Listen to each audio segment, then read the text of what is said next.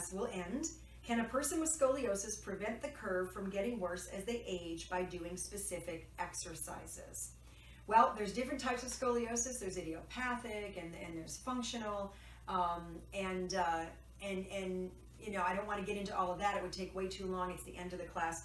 But I do want to tell you that scoliosis is not always the reason for pain. I treated a young man once who his diagnosis came in with scoliosis, and he had pain, but his scoliosis had nothing to do with it. He was installing solar panels, and when I talked to him, what he was doing was he was staying down like this, and he was moving from panel to panel, and he was doing this for long periods of time up on a roof.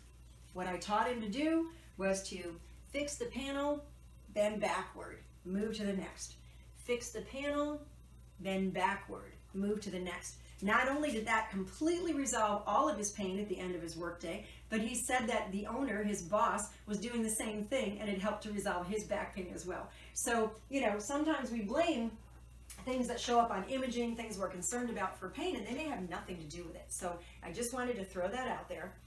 But I did want to share here that the curve in scoliosis has been shown to decrease doing side plank exercises. There's a beautiful study that I'm going to post on the website, and it was in the Global Advances in Health and Medicine in 2014, so it's a pretty recent study, really well done.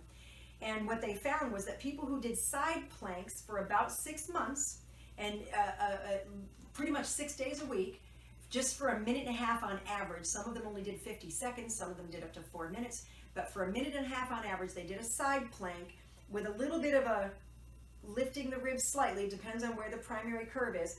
They saw an improvement of up to 32% on average in the curve of the scoliosis. And if the person has a secondary curve, so it's not just a C curve, but it's an S curve, they saw an improvement of up to 22% in the secondary curve. So there's so much that can be done.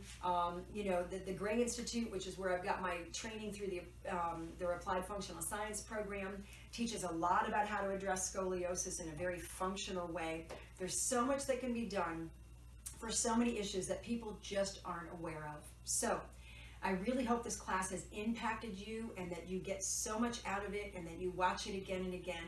It will be available. I do hope that it really entices you to join the Move Without Pain private club.